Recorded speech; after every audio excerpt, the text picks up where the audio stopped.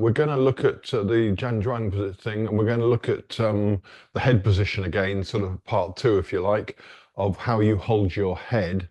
Um, so, okay, so this is part of it's part of the lengthening of the spine and the holding, the way you hold your head as well. So last time what I said was that I had a teacher who used to put a stick against your back, down your spine, and you had to actually take your head back and push against the top of the stick, which would be up here somewhere. So you actually had to take your head back. Now this creates tremendous strain on the neck, and it also creates strain on the throat as well. So we need to try and get our heads into the best position we can without any major effort on our part, so that we're actually using released muscles to do this rather than tensing muscles. Um, so when we're in the position, so let's just say we're just standing up for the moment. Okay, so all I want you to really to do is you need to actually bring your head physically backwards, but you can't do it by pulling because you just tense muscles in the back of your neck, and you tense here and right down the side of the shoulder, which means the shoulders become involved as well. You don't really want that. So what we have to do is you have to let go of your neck. Now, we've covered this in lots of different ways at many different times. So hopefully I might use language that will appeal to some of you, which previously it didn't, the analogy might be different or something like that. So different things work with different people. So what you do is you first of all relax between your shoulder blades and you notice what happens. Right? So towards the very top of your shoulder blades. So roughly speaking, so there's the top of my shoulder blades, roughly there on the back. Roughly speaking about, how do I do this? Roughly speaking about here, possibly even at the top of the shoulder blades, doesn't really matter. Frankly, you can look at anywhere around there. We're looking for the third thoracic vertebra, which is going to be, approximately at shoulder blade, not shoulder blade, sorry, collarbone height, thereabouts. Okay, we just to give you a vague idea. So that height on your back, try and feel that place in your back, and let go of it. Let it drop. Now, I don't know if you noticed, but when you do that, everything up the side of your neck and the back of the neck actually gets affected. So the reason that this is that, as I probably said before, but I will repeat, is that your neck has got 7 cervical vertebrae. However, that's the anatomical part of your neck, if you like. That's the anatomical description for a neck. It has 7 cervical vertebrae. However, we have a functional part of the vertebrae, which is like 3 more vertebrae below that. So the first 3 thoracics. So in effect, it's like, I don't know if you're a gardener or not, but if you are a gardener, you have these things called dibbers. Which, and a dibber, if I've got the name right, and I think I have, the dibber is one of those things. It's like a wooden, maybe metal, I don't know, plastic these days probably. You dig it in the ground. You're about to put a seed in the ground, so you dig this thing in. The dibber very often has little rings on it to show how deep you're going. So you just stick it in the ground, and it leaves a hole. You drop your seed in, you fill it up, and that's it. So this dibber is like your neck, because the end of the dibber is lower down here. So the end of your neck functionally is the end of the dibber. And so when you turn your head left and right, you just turn it like this. Actually, it's very, very slightly moving down here still. It's moving a little more up here. It's moving more here. And we get to the neck vertebrae themselves, and it's definitely moving a lot. So it's like the very end of the functional part of the neck is lower down. So when we turn, we tend to think of just turning the neck. And you think, oh, all this is working. And below, lower down as well. So that's also going to turn. So when you're standing here, it's like your neck is stuck. It's like it's on a pole, and the end of the pole is about here. That's the bit where you need to relax to. Not just these vertebrae on the back of your neck and, around the sides of the neck there. It's lower. So give it a shot. And you will sometimes get a settling feeling between your shoulder blades, and it will actually feel as though the shoulder blades kind of move together very slightly. It's not you doing it, you are letting go, and they actually go to their correct place. So that's what we're actually after when we use the neck. So you allow that bit to happen, and you feel a release in the neck, and you take your attention to that release.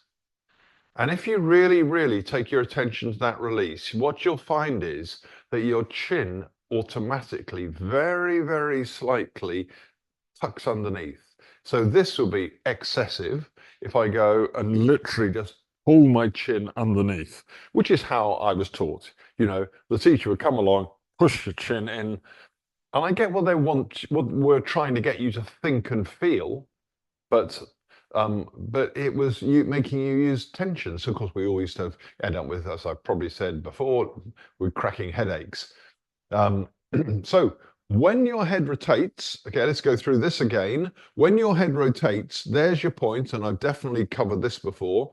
When your head rotates, it rotates off those 2 points there. That's your rotational point. So actually try pushing you know, you don't have to literally stick your fingers in your ears, but you can just touch the ear very gently and near the hole where you know, the ear canal there. So all you're going to do is you're going to literally, without moving your hands, you're going to rotate your head like a sort of horizontal kebab there off. You rotate on your skewer and your head's going to tuck under. So that's exactly how it should happen. So when you relax that point down here on your back, T3, when you release it, it's actually the 12th point on your back acupuncture channel.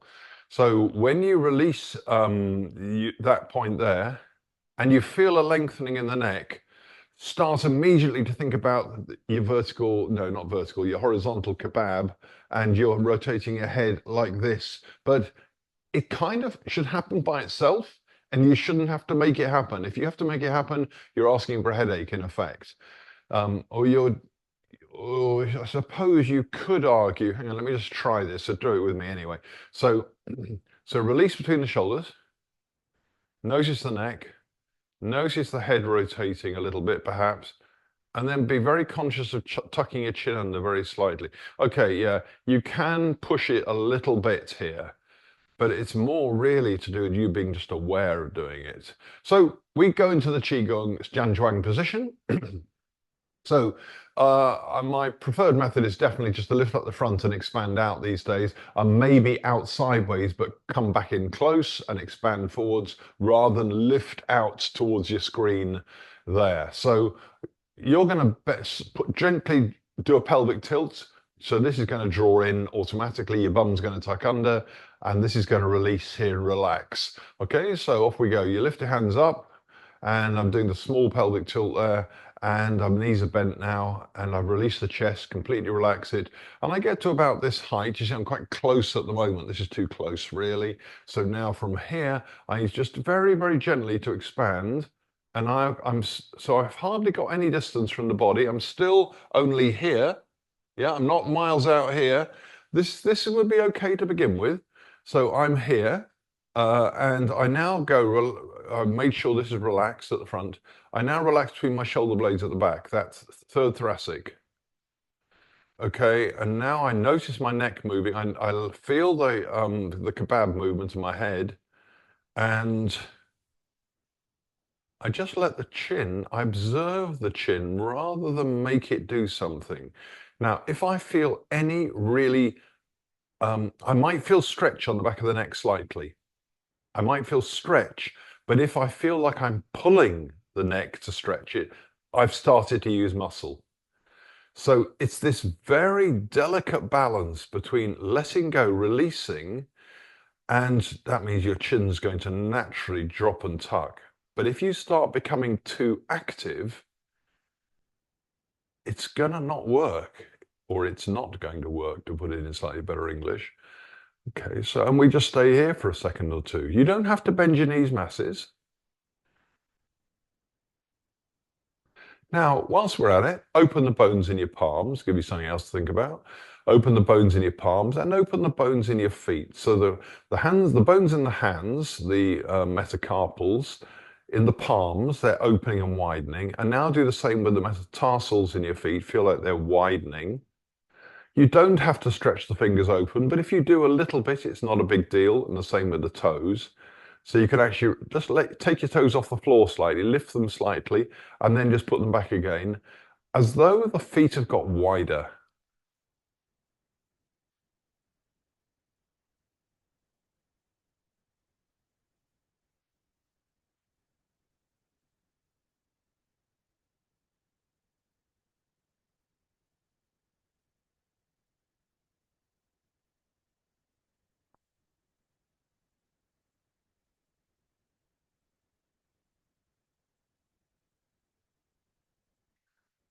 So you need to constantly scan what's going on.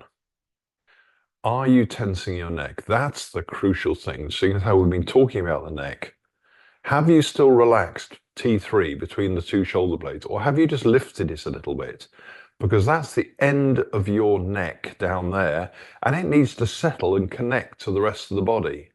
So you feel like the end of the dibber, to use the previous analogy, is really dropping downwards and connecting to the spine below it.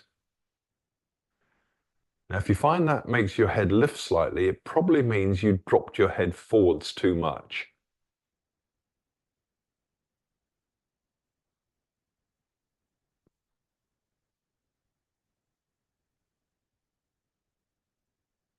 So the natural action, or the action of dropping the T3 acupuncture point area, or third thoracic area, is that your neck will actually very slightly move backwards to line up with your thoracic. So your cervicals will go back a little bit to line up and straighten out.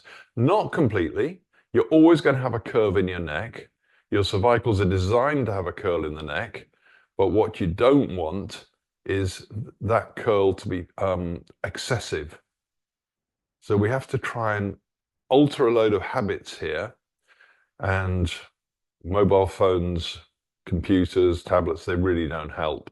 Okay, so from here, don't stand up, just lower your hands, and you bring them down to this position here. Now, this is a load easier on the arms. Relax your chest and don't tense up in that third thoracic area. Keep it sinking, keep it relaxed. Feel your shoulder blades settling and going down, sliding down your back to connect to your pelvis.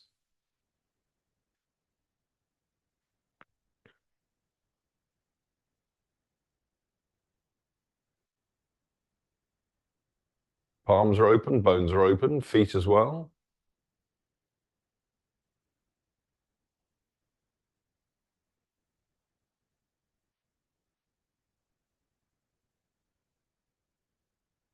Scan the body. In particular, because we're focusing a little bit on the neck here, just take a look at your neck and always just go back to the third thoracic area, top of your shoulder blades, and just let go. All you have to do really with all this stuff is be an observer. When you focus on one bit, what happens in the rest of your body? Being an observer means you're not being critical, you're just observing. That's all you're doing. So if I relax T3, what happens? Do I feel something else going on elsewhere? As it happens, yes, I do. It feels right up the sides of the neck, even up there. And right up into my occiput. That's the little hollow at the back of the base of the skull, where the end of the spine is up there. So I feel something going on up there. And then I lower the hands very slowly, straighten the legs up. Even though I wasn't very low, they needed straightening. Yeah, and then if you want, if you're practicing this on a regular basis, you won't necessarily need to do this so often. So this is one version of how to stretch out the calf. Other version is you go forwards and you open it out by putting the weight on it a little bit, and you sit back and you just allow it to open out here. So although you find that's actually tensing it very slightly, but it'll start to move these muscles a little bit, just going forwards and backwards. Personally, prefer this.